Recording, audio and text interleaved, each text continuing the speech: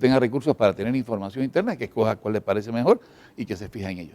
Pero si la pregunta fue si modifica el resultado, sí debe, en función de lo que estamos viendo, de lo que se vea, es probable que tengamos que modificar un comportamiento. ¿Qué lectura haces de las encuestas como se manejan en Guatemala, sobre todo en esta temporada donde candidatos salen, otros parece que se iban a inscribir, ya no se inscriben, cambian de partido político? Realmente a tan pocos meses de la actividad electoral la situación es muy compleja. Algo que no se menciona, ni se ha dicho, ni se publica en las fichas técnicas, son los niveles de resistencia o de dificultad que hay en las contiendas. Guatemala, yo 45 años haciendo lo mismo en Guatemala, y el lugar donde más resistencia, más niveles de dificultad hemos encontrado. Todavía esta, puede ser que en la contienda anterior fue la contienda que más niveles de dificultad hemos encontrado en una contienda. Y esta se está presentando como tal. O sea, estos cambios consternan, lógicamente. Había una encuesta reciente que se publicó con resultados que eran reales hacía 10 días. Y cuando lo presentó ya ni siquiera una de las figuras estaba en la contienda. Es una fotografía del momento en el que la encuesta se realiza, ¿verdad? Del momento, no para nada refleja lo que puede llegar a ocurrir en el momento. Exactamente, exactamente. O sea, lo que pasa en el momento que se entrega es muy probable que sea distinto en el momento. Claro, hay procesos y que son tranquilos, que van bien, etcétera, y somos capaces de dar esos resultados exactos.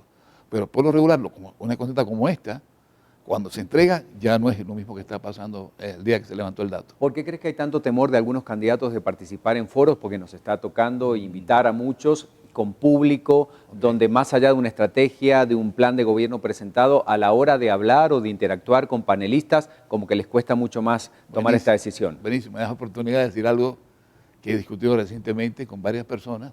No todo el mundo está de acuerdo conmigo, pero lanzo el reto.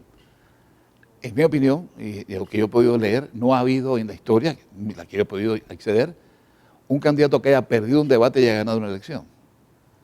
Y venimos desde el primer debate, Kennedy contra Nixon, etcétera, lo ganó Kennedy, ganó la elección, y no hemos identificado un perdedor de debates que gane elecciones. Al contrario, hemos identificado quienes hayan venido perdiendo una elección, como el caso de Reagan contra Carter, y en el debate le gana. Ha sucedido en Guatemala, ha sucedido en todas partes del mundo. O sea que sí es fundamental esta herramienta. Y con consecuencia, el que va a debatir tiene que estar preparado para debate. O sea, aquí han habido casos en que un candidato superior en términos intelectuales que otro, su contrincante o su interlocutor, resultó que lo venció el interlocutor inferior. ¿Por qué? Porque había sido preparado para Bueno, debate. el caso de Kennedy y Nixon. Nixon a nivel de contenido fue mucho más fuerte superior, y mucho más inteligente. Kennedy era más carismático. Pero los que lo escucharon por radio dijeron que había ganado Nixon. Los que lo vieron por televisión le dieron el voto a Kennedy. Ese es el mejor ejemplo. Digo, uno de los buenos ejemplos y es uno de los primeros ejemplos. Y que de ahí se originan los debates políticos, etcétera, que se hacen públicos.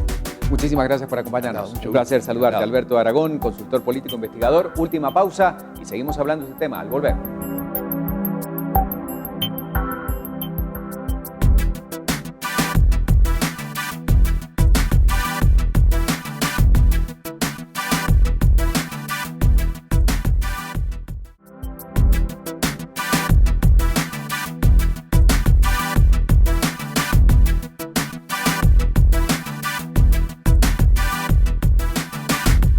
Bueno, y para terminar este bloque, quisimos invitar a un especialista en plantear, en tirar a la mesa ideas para estrategias de campañas políticas, para ver cómo se cocina todo esto que después usted ve en una valla, en un comercial de televisión y que muchas veces genera muchas reacciones.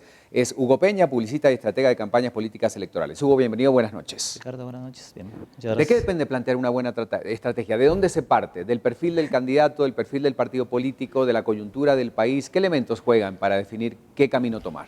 Todo juega y todo es determinante. Y juega también muchísimo el ánimo sociológico en el que se encuentra la población. Porque si nos ubicamos en el contexto de hoy, es un ánimo adverso a la confianza, en donde el único bien que ha tenido el político, que es la palabra, hoy ya no es de fiar.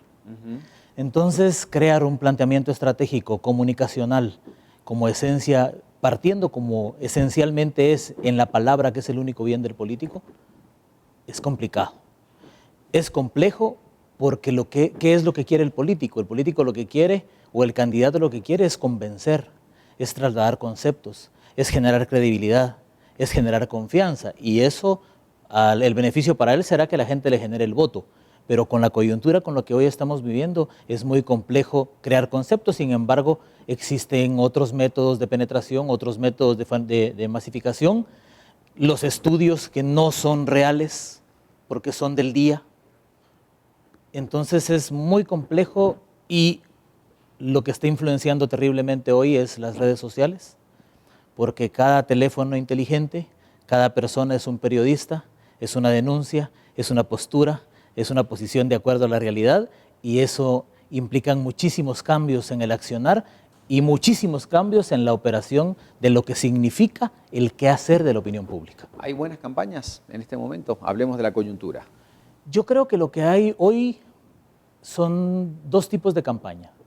Una campaña de tierra, que son las campañas que penetran a través de la masificación global. Eso significa, vamos, tenemos candidatos, los hacemos que muevan a la gente hacia un punto estratégico, llegan los candidatos, dan un mensaje, a veces es real, a veces no es real, a veces no sabemos cuál es el impacto y la medición que pueda tener, porque la gente a veces llega simple y sencillamente porque quiere ir a distraerse, y eso es todo lo que es tierra. El otro trabajo es el trabajo de aire, que es a través de la radio, de los medios, de la televisión, de las redes sociales, y ese es un trabajo que hoy no se puede medir exactamente. Por eso es que vemos mucha desconceptualización electoral en este momento. O sea, no hay una campaña que tenga en este momento bien definida la ruta estratégica. La gente está cambiando constantemente porque se está dejando llevar mucho por los estudios, y los estudios no son reales. La posición del país es irreal, o sea, esta elección no está jugada. Es una ficha al aire porque la coyuntura es la que está jugando. Utilizar un espacio en televisión o en radio para atacar al otro candidato, para atacar su campaña política, en vez de utilizarlo para dar una propuesta o dar a conocer cuál sería mi plan para atacar alguno de los tantos problemas que tiene el país. ¿Es una buena estrategia? ¿Funciona ocupar solo mi tiempo para atacar al otro contrincante y no hablar de lo que yo quisiera hacer por el país? O sea, es que el problema de esta clase política de los últimos 30 años es que le ha mentido mucho a la gente. Entonces ya no se sabe si están bromeando. O sea, no sabemos si es un juego, una campaña de ataque en la parte de televisión, por ejemplo. Porque si es un juego y después confirman que es un juego, bueno, uno dice así lo entendió, pero si se ve serio y después confirma que es un juego, sigue engañando a la gente. Y entonces, ¿dónde está la credibilidad del político? ¿Dónde está la seriedad? ¿Dónde está lo que espera la gente hoy de un político del cual se ha sentido traicionado en los últimos 30 años? Porque esa es la realidad del país, Ricardo. O sea, nosotros hemos venido teniendo 30 años de declive.